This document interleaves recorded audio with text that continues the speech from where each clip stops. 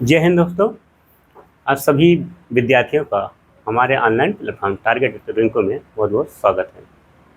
आज हम लोग राज्य व्यवस्था के अंतर्गत देखेंगे जो भारतीय संविधान के भाग 4 में उल्लेख किया गया है, राज्य के नीति निर्देशक तत्व। राज्य के नीति निर्देशक तत्व इंग्लिश में इसे बोलते हैं DPSP।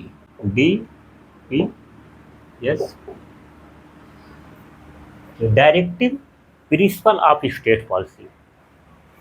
राज्य की जो नीतियाँ होती हैं, जो योजनाएं होते हैं, जो कानून होते हैं, उन किस प्रकार से इम्प्लीमेंट करना, उनको प्रभावी बनाना, ये राज्य का कर्तव्य होता है।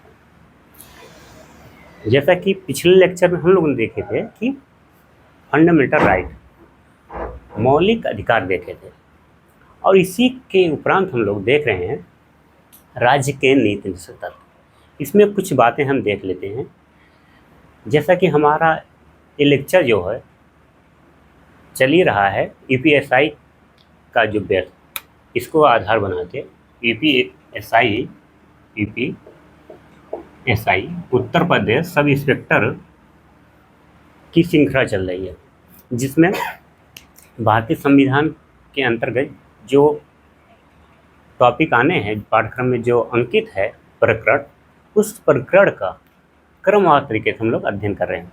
इससे पहले प्रस्तावना देख लिया था, संविधान का जो उद्देश्य था उसको देखे थे, मौलिक अधिकार भी देख लिए। अब इसके आगे हम देख रहे हैं राज्य के नीति निर्देशक तत्व। राज्य के नीति निर्देशक तत्व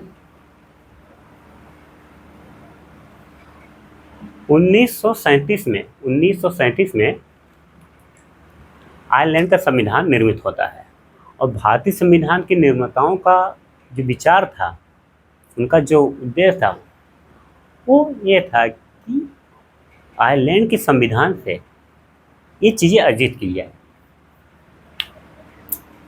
1937 में एक चीज़ याद रखिएगा, 1937 आयरलैंड का संविधान बनकर तैयार होता है। उन्हीं के संविधान से भाग 4 जो भारतीय संविधान के अंतर्गत आता है, राज्य के नीति तत्व को अर्जित किया गया है। ये हमारे संविधान निर्माताओं के विचारों का उद्देश्य था। आयरलैंड से, यहाँ पूछेगा आयरलैंड से लिया गया है,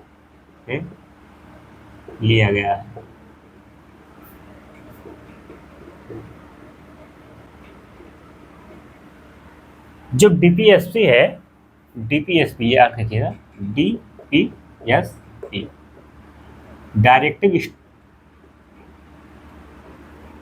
directive principle of state policy, जो अर्जित किया गया है, वो आयरलैंड के संविधान से अर्जित किया गया है।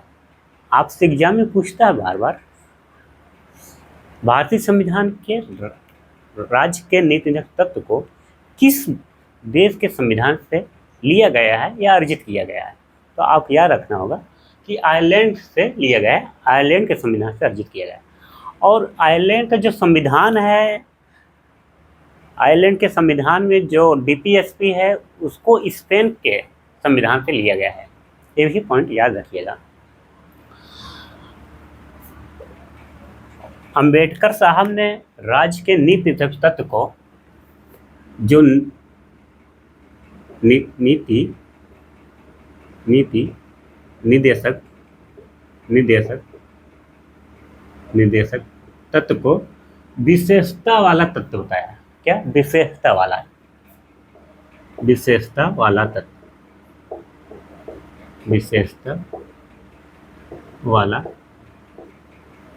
बताया है। जिस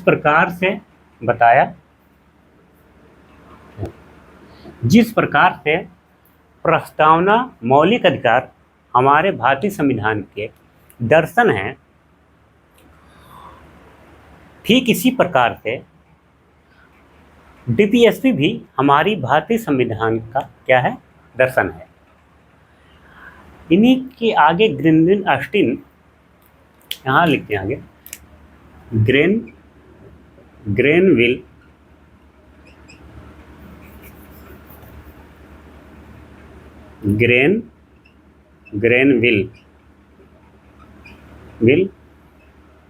ऑस्टिन साहब भी, ऑस्टिन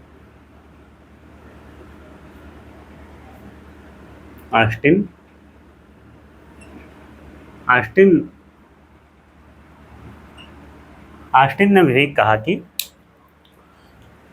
डीपीएसपी और मौलिक अधिकार संविधान के दर्शन और आत्मा है। याद रखिएगा, यहाँ क्वेश्चन आपके पूछे जाते हैं तो इसको मौलिक अधिकार लिखिएगा, मौलिक अधिकार और निदेशक तत्व, ऐसे लिख लीजिए, निदेशक तत्व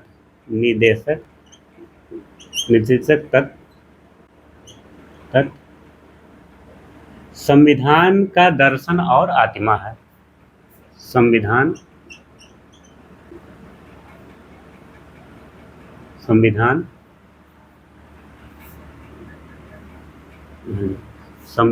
का दर्शन एवं आत्मा है।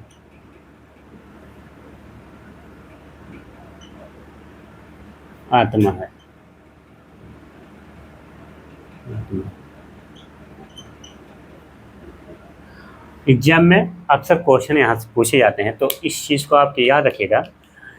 किस विचारक ने, प्रश्न आपसे पूछे हैं, किस विचारक ने फंडामेंटल राइट और डीपीएसपी को, दोनों को भारतीय संविधान का दर्शन और आत्मा कहा है?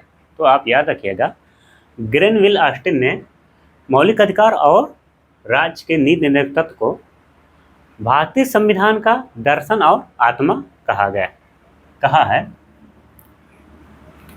ये तो हुई मोटी मोटी बात। और भारतीय संविधान के निर्माताओं ने भारत शासन अधिनियम 1935, जो भारत शासन अधिनियम, यहाँ लिखिए आगे, इसे देखते हैं। भारत शासन अधिनियम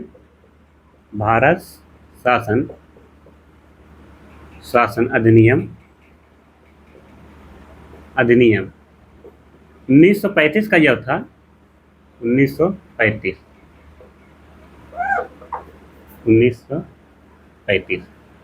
भारत शासन अधिनियम 1935 का हमारे संविधान में अधिकांश बातों का भारत शासन अधिनियम 1935 से लिया गया है। और भारतीय संविधान के निर्माताओं ने भी इस बात को स्वीकार भी किया कि राज्य के नीति तत्व भारत शासन अधिनियम 1935 के अनुदेश है, उनके समान है। क्योंकि बहुत सी बातें, डीपीएसपी की बहुत सी बातें भारत शासन अधिनियम में उल्लिखित थी, इसीलिए भारत शासन अधिनियम को भी भारतीय संविधान के निर्माताओं ने यहाँ के जो तथ्य थे भारत शासन अधिनियम से लिए गए, वो भी बताया गया है डीपीएसपी के समान है। तो यहाँ इनकी चीज़ें यहाँ से मिली गई है। आपसे एग्जाम में पूछ भी सकता है कहाँ से प्रेरित है डीपीएसपी, तो डीपीएसपी आपके भारत शासन अधिनियम से भी प्रेरित है और आयरलैंड के संविधान से भी प्रेरित है। इतनी बातों को याद रखिएगा। आइए हम आगे देखते हैं। ये तो हुई इसकी पृष्ठभूमि। अब थोड़ा इसके आगे चर्चा कर लेते हैं कि इसका विशेषता क्या है। हम विशेषता चर्चा करेंगे। जब राज्य कानून बनाएगा, नीतियाँ बनाएगा, और उस नीतियों को कैसे इम्प्लीमेंट करता है, कैसे प्रभावी ढंग से संचालित कराया जाए, इसको भी ध्यान रखेगा। और इसमें जो मूल उद्देश्य उसका है कि न्याय में उच्च आदर्शवाद रहे, स्वतंत्रता रहे, समानता की बात की गई है। मूल उद्देश्य क्या इसका है? आर्थिक सामाजिक न्याय पहुंचाना, फंडामेंटल राइट डीपीएफसी का मूल उद्देश्य ही है कि आर्थिक विषमताओं को दूर किया जाए, समतामूलक समाज की स्थापना की जाए और राजनीतिक रूप से अधिकार उनको मिल जाए। यही लोकतांत्रिक आधुनिक लोकतांत्रिक भारत का जो आधुनिक लोकतांत्रिक व्यवस्था है यही कहती है कि समतामूलक समाज की स्थापना करना।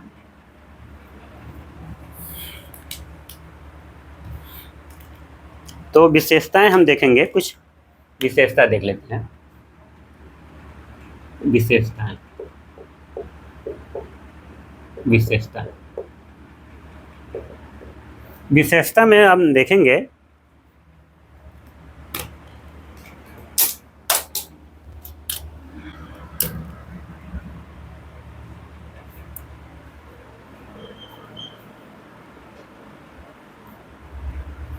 अब इसकी हम विशेषता देखेंगे। विशेषता में सर्वप्रथम विशेषता देखेंगे, इसकी विशेषता क्या है। विशेषता है कि लोक कल्याणकारी राज्य की स्थापना करना।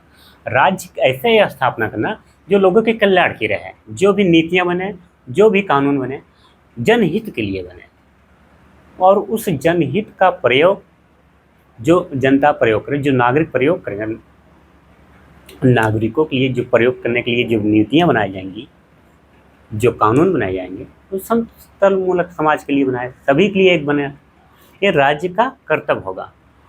और दूसरी बात है कि लोग आर्थिक और सामाजिक लोकतंत्र की स्थापना करना, आर्थिक और सामाजिक लोकतंत्र की स्थापना करना, इसका मूल उद्देश्य, यही विशेषता इसका है। और इसमें लोक कल्याणकारी राज्य की स्थापना करना और लोक कल्याणकारी राज्य की स्थापना के साथ करना, न कि पुलिस की। इसमें पुलिस राज्य की स्थापना करने की प्रतिबंध लगाया गया।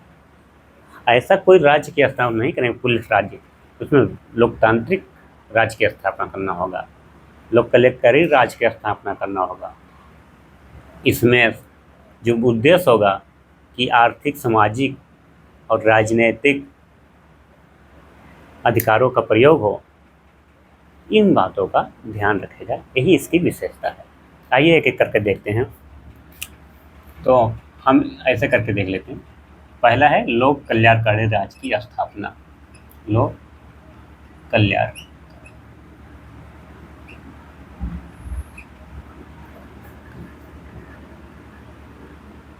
ऐसा नहीं, कारी राज्य की स्थापना, राज्य की स्थापना, न कि, आगे लिख लेते हैं, न कि पुलिस राज्य, पुलिस राज्य, न कि पुलिस राज्य की स्थापना, न कि पुलिस राज्य। हम ऐसा राज्य ऐसा कोई स्थापना नहीं करेगा और लोक कल्याणकारी राज्य की स्थापना करेंगे, न कि पुलिस राज्य की, ताकि पुलिस बलपूर्वक हर कार्य करे, बिना कोई प्रतिबंध के कोई कार्य करे, ऐसा कोई राज्य की स्थापना नहीं करेंगे। जब भी करेंगे लोक कल्याण, लोगों के लिए कार्य, लोक कल्याणकारी नीतियों बनाएंगे, लोगों के लिए बनाएंगे, लोगों की भागीदारी होगी, न कि पुलिस बलपूर्वक कार्य कराए, ऐसा नहीं। सारी छूट पुलिस को नहीं दी जाएगी, इसे उचित प्रतिबंध लगाए जाएंगे, न कि पुलिस राज्य की स्थापना करना। इसकी पहली विशेषता है, न कि पुलिस राज्य की स्थापना करना। पहला पॉइंट देख लीजिए। दूसरा देख लेते हैं, दूसरा देख लेते हैं इसी में। दूसरा होगा कि आर्थिक और सामाजिक लोकतंत्र की स्थापना करना। आर्थिक और सामाजिक लोकतंत्र की स्थापना, सामाजिक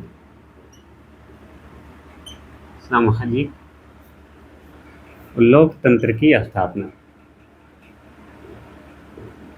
तंत्र की स्थापना।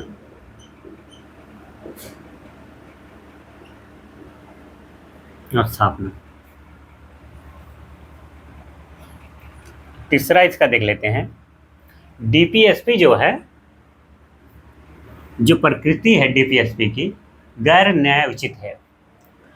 राज्य के नीति निषेध तत्व की जो प्रकृति है, एग्जाम में बार बार यहाँ क्वेश्चन पूछे गए हैं कि प्रकृति कैसी है, तो गैर न्याय उचित है। गैर न्याय उचित से तात्पर्य है कि अगर नागरिकों को अधिकार नहीं मिल रहा है तो वो कोर्ट जाके वो अधिकार को प्राप्त नहीं कर सकते।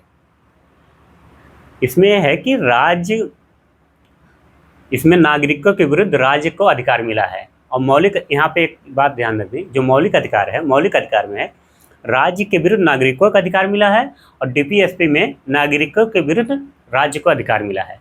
कहने के तात्पर्य है जब राज्य के पास जितनी भी सुविधाएं अवसर प्राप्त हो जाएंगे, उस संसाधन जब प्राप्त हो जाएंगे, उस संसाधन को अपनी जनता के लिए समय समय पे वो वितरित करती रहेगी। किंतु जब तक उसके पास नहीं है तब तक राज्य जबरदस्ती या नागरिक जबरदस्ती राज्य से डिमांड नहीं कर सकता, मांग नहीं कर सकता, इसके लिए न्यायालय नहीं जा सकता। आगे पॉइंट लिख लेते हैं। इसकी प्रकृति, इसका नेचर कैसा होगा? नेचर गैर न्यायोचित, गैर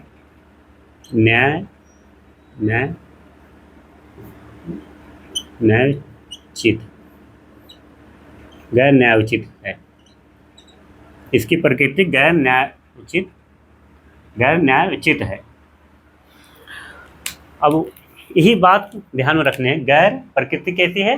गैर न्यायोचित। अब गैर न्यायोचित, इस जब हम मौलिक अधिकार पढ़ रहे थे तो गैर न्याय वहाँ पे न्यायोचित था। न्यायोचित कहने का तात्पर्य है कि जब व्यक्ति का या नागरिक का मौलिक अधिकार का हनन हो रहा है तो वो कोर्ट जाके एवं न्यायालय जाके अपने मौलिक अधिकार का संरक्षण कर सकता था, संरक्षण प्राप्त था, उसे मांग सकता था, राज्य के विरुद्ध था। कि राज्य अगर उस पर कोई प्रतिबंध डाल रहा है या उसको उपलब्ध सुविधा नहीं कर रहा है तो नागरिक न्यायालय जाके उस अपनी सुरक्षा करा सकता था और उस अधिकार को मांग सकता था। किंतु डीपीएसपी में ऐसी बात नहीं है, इसकी प्रकृति गैर न्यायोचित है। अब यहाँ पे चीज़ें उपलब्ध नागरिक को नहीं मिल पा रही है, सुख सुविधाएं नहीं मिल पा रहा, उसके अधिकार नहीं मिल पा रहे हैं, तो न्यायालय नहीं जा सकता। यहाँ पे कोर्ट उस विषय में कोई कार्य नहीं कर सकता, क्योंकि इसकी प्रकृति कैसे गैर न्यायोचित है। न्यायालय इसमें हस्तक्षेप नहीं करेगा। इसमें संविधान में लिखा है सीधी सीधी कि जब चीज़ें हो जाएगी, यहाँ हम देखते हैं, अच्छा एक एग्जाम्पल से यहाँ समझ लेते हैं तो हम और अच्छे समझेंगे। हम एक विद्यार्थी को केंद्र में रख के चलते हैं। कोई यहाँ देख लेते हैं, एग्जाम्पल देख लेते हैं, यहाँ कोई बालक है,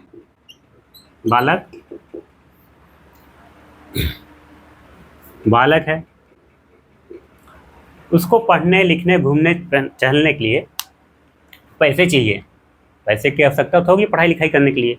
तो पैसे देने का कर्तव्य किसके पास है? अधिकार उसका संरक्षक जो होता माता पिता, यहाँ माता पिता यही तो पैसे देंगे, तभी तो बालक का जीविका चल पाएगी, बालक की जीविका तभी चल पाएगी, वो अपनी पढ़ाई कर सकता है और अन्य कार्य कर सकता है जो उसको ज़रूरत जो आवश्यकता होती है उसे पूरा कर सकता है।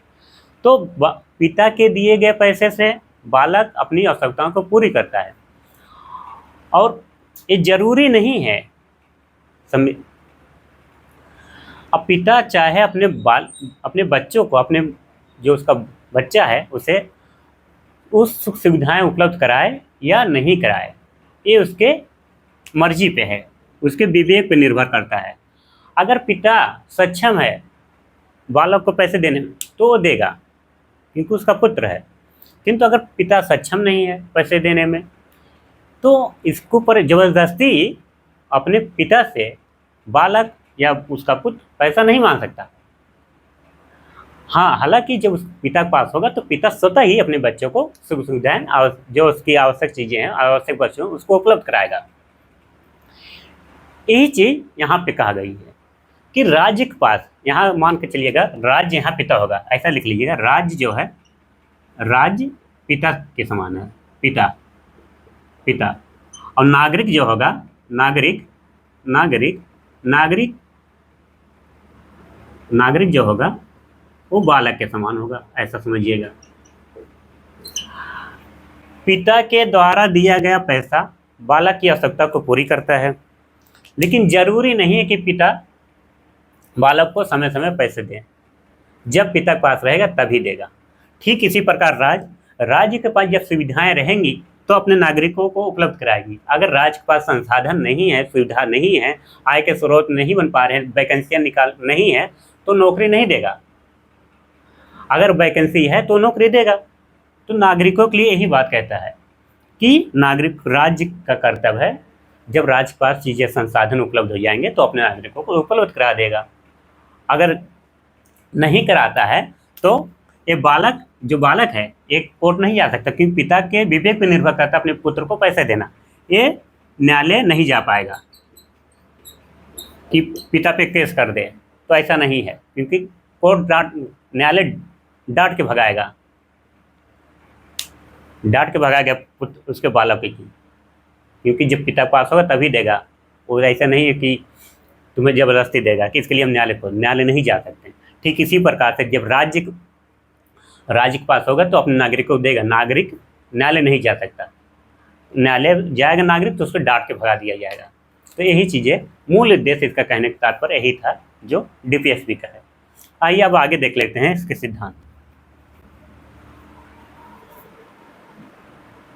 आइए अब हम डीपीएसपी के वर्गीकरण देख लेते हैं। विशेषता तो देख लिए, पृष्ठभूमि भी देख लिए, अब इसके वर्गीकरण देख लेते हैं। क्लासिफिकेशन ऑफ डीपीएसपी, यहाँ लिखिए वर्गीकरण। हम वर्गीकरण में 3 सिद्धांत पढ़ेंगे। वर्गीकरण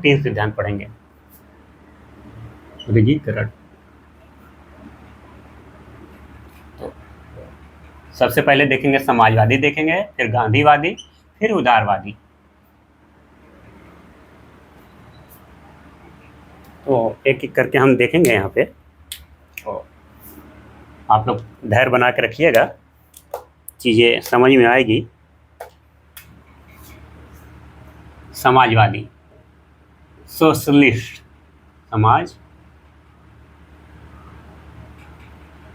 समाजवादी,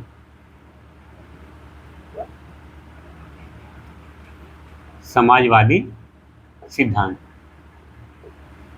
3 सिद्धांत हैं। हम वर्गीकरण क्यों करते हैं? डीपीएसपी की दशा और दिशा के निर्धारण के लिए उसकी दिशा क्या है, उसकी दशा क्या है, डीपीएसपी इसकी एक आधार बनाता है वर्गीकरण का। तो हम आधार पर देखेंगे समाजवादी। हाँ देखिए, थोड़ा से चीज़ें स्पष्ट नहीं है, सही से लिख दें। समाजवादी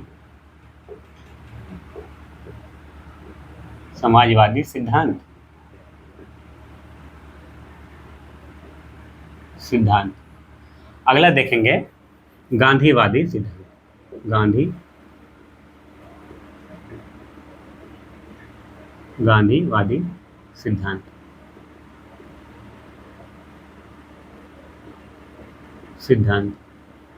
और तीसरा देखेंगे उदारवादी सिद्धांत।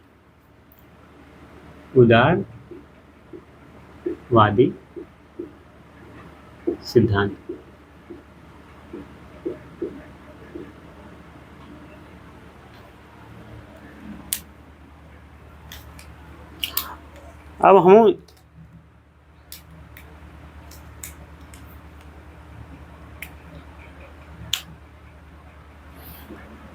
देखते हैं, एक एक करके देखेंगे कि उदारवादी सिद्धांत क्या कहता है, और गांधीवादी सिद्धांत और समाजवादी सिद्धांत। और इसी के अंतर्गत हम धीरे से एक एक अनुच्छेद भी देख लेंगे, जिससे आपको अनुच्छेद रटने में कोई दिक्कत न हो और समझ में आसानी से आ जाए। रटने की आवश्यकता नहीं होगी, उस सिद्धांत बताया जाएगा, आपको सीधा समझ में आएगा। तो समाजवादी सिद्धांत से तात्पर्य है, समाजवादी सिद्धांत लोकतांत्रिक राज्य की स्थापना करना। लोकतांत्रिक, ये समाजवाद है, जो समाजवादी सिद्धांत है। समाजवादी सिद्धांत कहता है समाजवाद ऐसा लोकतंत्र स्थापना है जो समाजवाद को बढ़ावा देता हो। इसमें इसका लक्ष्य क्या है? लक्ष्य ही तो है। लक्ष्य, लक्ष्य क्या है?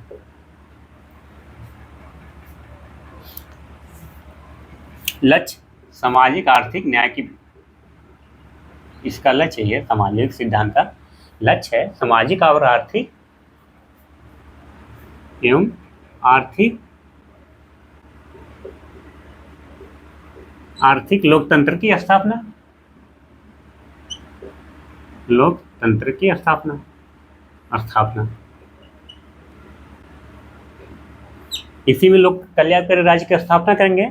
जनता के लिए योजनाएं बनाई जाएंगी, जैसे प्रधानमंत्री आवास योजना, मुख्यमंत्री राहत कोष योजना, इस तरह की योजनाएं निर्मित की जाएंगी और उस योजना से जनता का लाभ होगा, जन भागीदारी बढ़ेगी।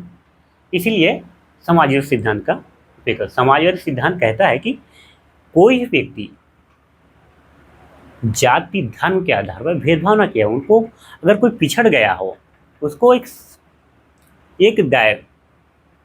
मुख्य धारा में लाकर समतलीकरण किया जाए, समता मूलक समाज की स्थापना कर दिया जाए। कोई गरीब हो तो गरीबी से निकाल कर उसको सुविधाएं उपलब्ध कराकर उसकी गरीबी दूर की जाए, उसकी आर्थिक विषमताओं को दूर किया जाए। जो आर्थिक विषमताएं हैं, कोई बहुत ज़्यादा अमीर है, कोई बहुत ज़्यादा गरीब है, उस अमीरी और गरीबी की खाई को बांटा जाए, यही समाजवादी सिद्धांत कहलाता है। तो इसमें अनुच्छेद हम लोग देखेंगे सीधा, और ये तो स्थापना लक्ष्य ही है कि इसका स्थापना तो करेगा, और राज्य का निर्देश क्या करेगा? ये इसका सिद्धांत ही कहता है डीपीएससी जो निर्देश का डायरेक्ट करेगा। डायरेक्शन कौन? डीपीएससी कर रहा है, किसको? राज्य को। जैसा कि हम अभी इसी में पढ़ाएंगे, बताएंगे कि अनुच्छेद 36 पढ़ाएंगे, आगे देख ही लेते हैं अनुच्छेद। लक्ष्य तो याद ही है लक्ष्य। अब हम डायरेक्ट अनुच्छेद पे आते हैं, क्योंकि अनुच्छेद से ही क्वेश्चन पूछे जाएंगे। अब इसमें हम सबसे पहले अनुच्छेद आपका देख लेंगे, अनुच्छेद 36 देख लेंगे, अनुच्छेद 38 देख लेंगे, अनुच्छेद 39 देख लेंगे। इसी तरीके से अनुच्छेद हम देखते चलेंगे, 41 देख लेंगे, अनुच्छेद 41, अनुच्छेद 42, अनुच्छेद 42, अनुच्छेद 47, 43 भी देखेंगे, 47 भी देखेंगे। अब इतने अनुच्छेद का हमें देखना है। आगे देखेंगे, इसमें 40 देख लेंगे, इसमें 41 भी देखेंगे, 43 भी देखेंगे कुछ। हाँ, इसी को याद रखिएगा, ये हम सिद्धांत पढ़ा रहे हैं। अनुच्छेद जो है समाजवादी सिद्धांत के अनुच्छेद और गांधीवादी सिद्धांत के अनुच्छेद और उदारवादी अनुच्छेद, इसमें कुछ आपको अनुच्छेद कॉमन लगेंगे, तो वो कॉमन याद रखिएगा। बहुत से अनुच्छेद अलग अलग लगेंगे, कुछ इसमें कॉमन लगेंगे कि जो सब में मिलेंगे, इस बात को ध्यान रखिएगा। तो 36 में कहा गया है, हम जो 36 पढ़ते हैं, अनुच्छेद 36 हम जो पढ़ते हैं, तो इसमें कहा गया है कि राज्य की परिभाषा, राज्य की परिभाषा आप लोग याद करिएगा, पिछले लेक्चर में जब हम मौलिक अधिकार पढ़ा रहे थे, उसमें अनुच्छेद 12 के संदर्भ में बात किए थे। उसमें बताए थे राज्य किसे कहते हैं। तो राज्य की परिभाषा अनुच्छेद 36 में वही होगी जो अनुच्छेद 12 में थी। तो आप अगर राज्य की परिभाषा जानना चाहते हैं, उसके विषय में अच्छे से जानना चाहते हैं, विस्तृत जानकारी चाहते हैं, तो इसी प्लेटफॉर्म पर टारगेट रिंकू पे आप विजिट करिए, उसके प्लेलिस्ट में जाइए, वहाँ पे आपको मौलिक अधिकार प्लेलिस्ट मौलिक अधिकार बन गए, मौलिक अधिकार के लेक्चर हैं, उस लेक्चर में आपको अनुच्छेद 12-13 मिलेंगे। उसमें देख लीजिए कि परिभाषाएँ जो दी गई है राज्य की विस्तृत बताई गई है। तो हम यहाँ एक शब्द में बता देते हैं परिभाषा क्या होती है, अच्छे से और जानना हो, उसके विषय में जानकारी करनी हो, तो वहाँ पे आप देख लीजिए। राज्य से तात्पर्य है ऐसी भी कोई सरकारी संस्था, कोई भी सरकारी संस्था हो जिसके पास संप्रभु ताकत हो, जिसके पास सरकार ने शक्ति दी हो, संसद ने शक्तियाँ दी, वो सभी क्या होंगे? राज्य कहलाएंगे। एक शब्द में याद रखिएगा, राज्य सरकारी शक्ति जिसके पास होगी, शक्ति, वही वही राज्य कहलाएगा। राज्य कौन कहलाएगा? जिसके पास सरकारी शक्ति होगी। बस इतने से शब्द याद रखिएगा, इसमें इतना ही जानना है। और इसको हम और अच्छे से अनुच्छेद 12 में बताए हैं, आप वहाँ पे जाके देख सकते हैं। आइए अनुच्छेद अब आगे देख लेते हैं। अनुच्छेद 37 क्या कहता है, सॉरी 38। तो इसमें राज्य देख लीजिएगा, राज्य है। और 38 में कहा गया लोक कल्याणकारी राज्य की स्थापना करना। 38 में कहा गया है लोक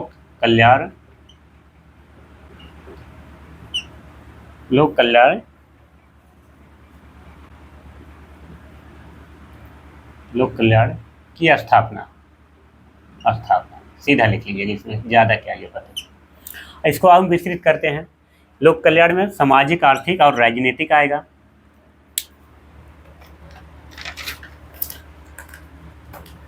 लोक कल्याण में आप देखेंगे इसमें सामाजिक,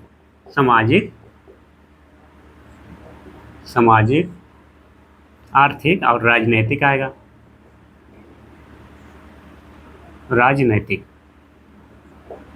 राजनीतिक साथ ही साथ राजनीतिक, इसको साथ ही साथ आर्थिक विषमता, प्रतिष्ठा, अवसर और सुविधाओं को, असमानता को समाप्त करना।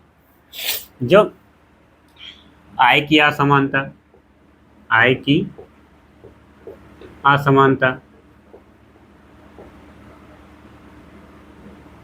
समानता, प्रतिष्ठा की असमानता, अवसर की असमानता, अवसर और सुविधा की असमानता को क्या करना? समाप्त करना। यहाँ एक शब्द लिख लीजिएगा, इसी करके समाप्त करना।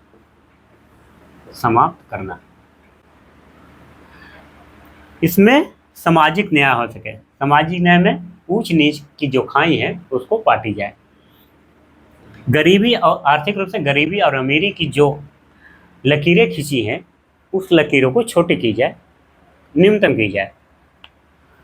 राजनीतिक, उसको राजनीतिक अधिकार मिले, वोट देने का अधिकार मिले, चुनाव लड़ने का अधिकार मिले, अपनी बात कह सके समाज, उसको राजनीतिक अधिकार मिले चाहिए। और इसकी के अंतर्गत जो हमारे आय की असमानता है, जो अमीरी और गरीबी है,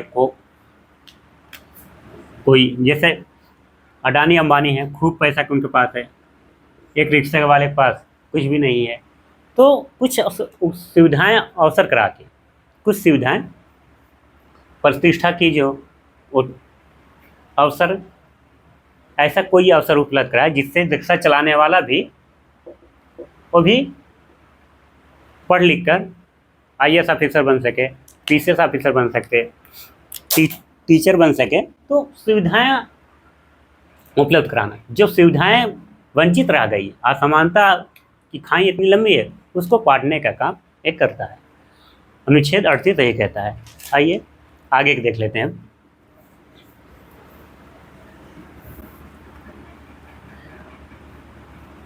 अड़तीस कहता है लोक कल्याण की स्थापना।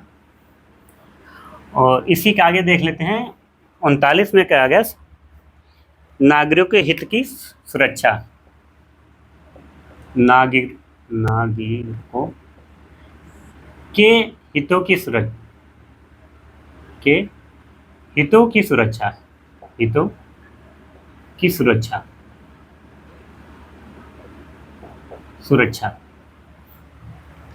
की सुरक्षा से तात्पर्य है, तो इसमें एक अनुच्छेद आपको देखेंगे, ऐसे करके लिखिएगा। अनुच्छेद 1, अनुच्छेद ए, अनुच्छेद बी, अनुच्छेद 39C, 39D, ये सब स्मॉल रहेंगे। अभी एक अनुच्छेद आएगा 39, ये रहेगा कैपिटल रहेगा। 39E देख लीजिएगा, 39F देख लीजिएगा, और 39A कैपिटल ये इंपॉर्टेंट है, क्वेश्चन यहाँ से आएंगे तो आप देखेंगे एक एक करके।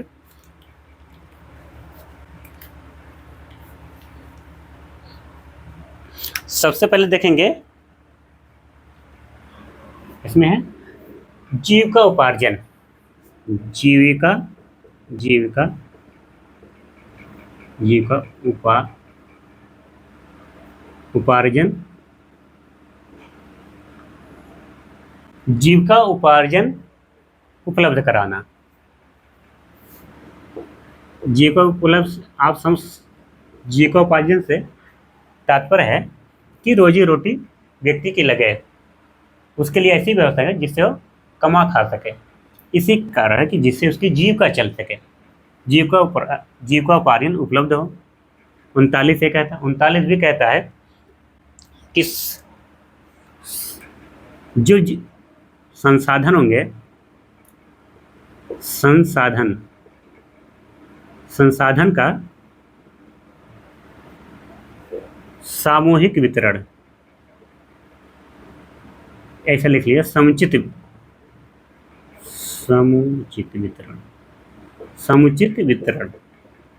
वितरण।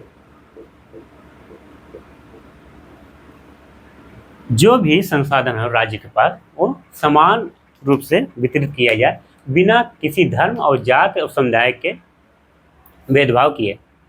कोई भी समुदाय हो, कोई जात हो, कोई धर्म हो, उसका भेदभाव नहीं किया जाएगा, बिना भेदभाव के समुचित रूप से वितरण किया जाए संसाधन।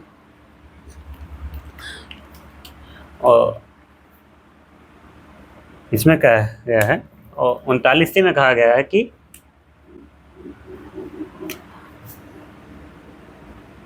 धन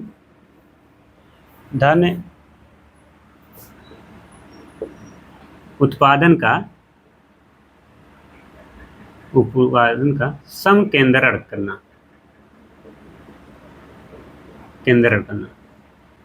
धन और उत्पादन, जो भी धन इकट्ठा हो रहा है राज्य सरकार द्वारा उपलब्ध हो रहा है, जी कर लगा के इस तरह उत्पादन से जो पैसे आ रहे हैं उसका इकट्ठा कर रखना, और वो इकट्ठा करे हुए पैसे का नीति बना के, योजना बना के बांट देना। किसमें बांट देना? जनता में उसको सार्वजनिक रूप से समुचित वितरण कर देना। 39 से कहता है। 39 डी कहता है कि समान कार्य के लिए समान वेतन। याद रखिएगा, समान कार्य के लिए समान वेतन के लिए समान वेतन,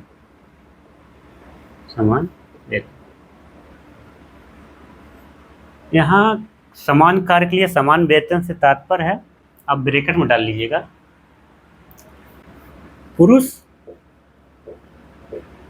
प्लस महिला दोनों के लिए। पुरुष और महिला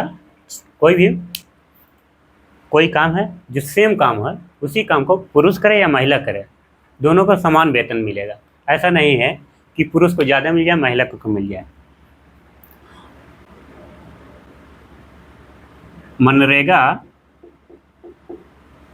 मनरेगा में जो अमाउंट आ रहा है, लगभग हरियाणा सरकार के 400 के आसपास वेतन देती है, तो 400 को हम मानक मान के चल रहे हैं।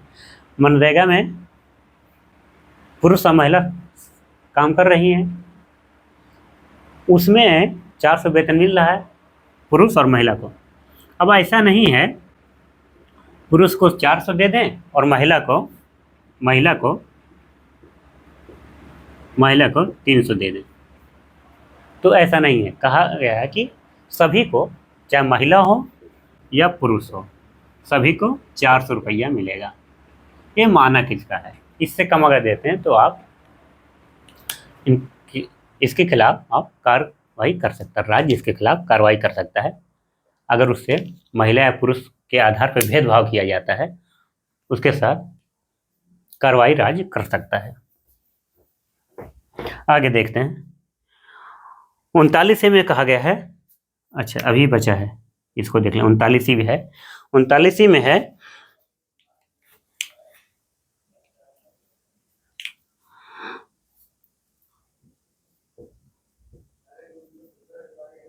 कर्मकारो, कर्मकार से तात्पर्य है कारो एवं बच्चे के स्वास्थ्य को, बच्चे बच्चे के स्वास्थ्य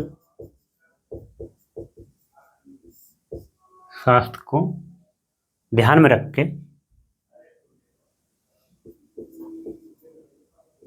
स्वास्थ्य का विकास करना है, ऐसा करना है, ऐसा कर लेते, विकास करना।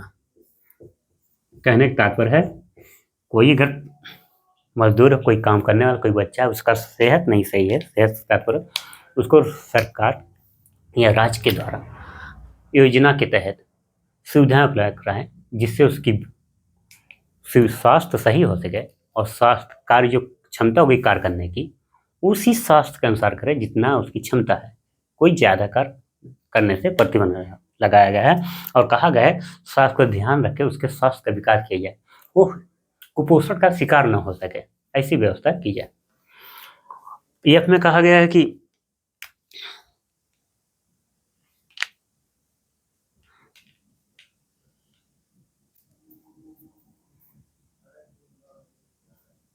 यहाँ संरक्षण की बात की गई। देखिए, कर्मकारों और बच्चों के स्वास्थ्य का संरक्षण संरक्षण संरक्षण है। और 39 एफ में कहा गया है कि स्वास्थ्य का विकास करना, कोई मानव का जो स्वास्थ्य है उसका विकास करना, उसके अंदर कुपोषण ना है, कुछ योजना निर्धारित करके स्वास्थ्य का विकास करना। और 39 से कहा गया है कि निःशुल्क कानूनी सहायता प्राप्त करना, निःशुल्क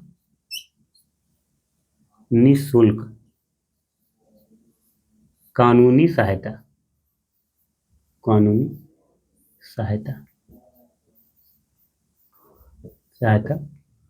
प्राप्त करना। आप जब मूल विधि में हम पढ़ा रहे थे एससी और एसटी, तो उसमें जब उनके समाज के खिलाफ क्रूरता जैसी गतिविधि होती है तो उनको जो है उनकी तरफ से, उन पर जो अत्याचार उनकी तरफ से कानूनी सुरक्षा उनको प्रदान की जाती। उनका जो केस है, जो वाद होगा, वो सरकार द्वारा नियुक्त किया जाएगा वकील, वो सरकारी वकील होगा, उनकी तरफ से वो केस लड़ेगा और उनको निःशुल्क कानूनी सहायता प्राप्त कराएगा। और यही बात यही कहते हैं, निःशुल्क कानूनी सहायता मिलेगा जो पीड़ित होगा। एससी एसटी केस में यही होता है कि जो व्यक्ति पीड़ित है उसको निःशुल्क कानूनी सहायता प्राप्त होगी। उसके लिए एक वकील सरकार नियुक्त करेगा जिससे वो उसका केस लड़ सके। वो गरीब हो, कहाँ से पैसे दे सके, इसलिए जो गरीब है उसके पैसे सरकार देती है, कानूनी सहायता उसको निःशुल्क मिलती है। तो अनुच्छेद 39 ये समझ में आ गया होगा। और अनुच्छेद डी में समान कार्य के लिए समान वेतन भी हो चुका है। हम यहाँ पे आपको बता दिए हैं, अभी हम समाजवादी चल रहे हैं, समाजवाद में आगे देख लेते हैं। अनुच्छेद 41 में कहा गया है काम पाने का अधिकार। इसमें देखिएगा, काम पाने का अधिकार, काम इसमें लिखिए कई काम पाने, शिक्षा पाने, काम पाने, शिक्षा पाने इत्यादि अधिकार प्राप्त पाने का अधिकार। 42 कहता है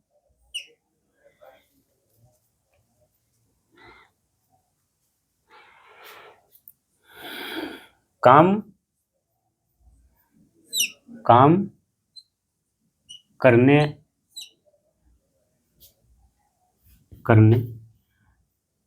करने वाले व्यक्ति की, ऐसे लिखिए, करने वाले व्यक्ति की मानव उचित, काम जो करेगा व्यक्ति उसको वो काम जो है मानव उचित हो, मानवोचित और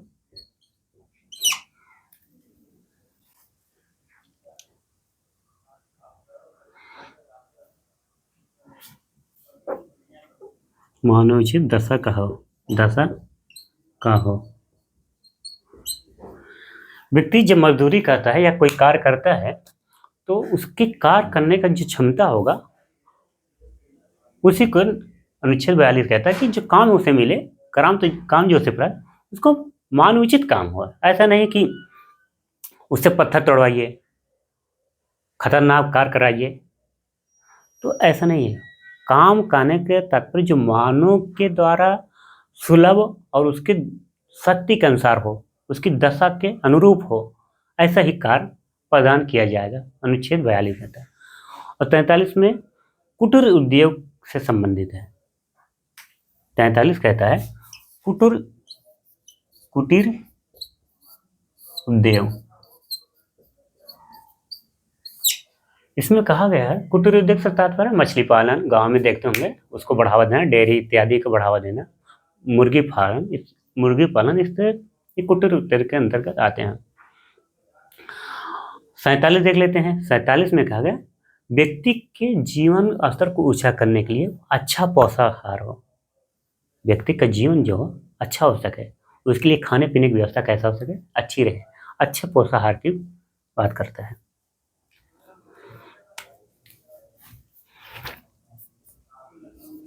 पोषाहार का स्तर उच्च हो, जिससे जीवन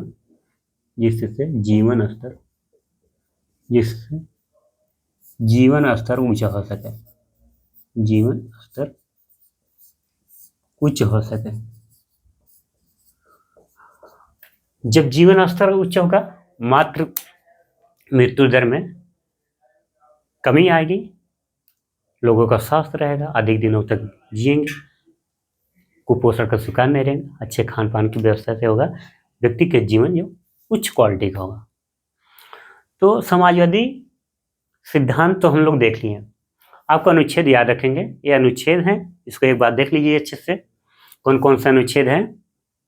अभी गांधीवादी हम पढ़ेंगे, गांधीवादी में भी चीज़ें अब मिलेंगी आपको, तो ये चीज़ें देख लिए हैं। उम्मीद करते हैं आप इसका स्क्रीनशॉट भी ले सकते हैं, ले लिए होंगे। आगे के सिद्धांत हम देख लेते हैं, गांधीवादी सिद्धांत।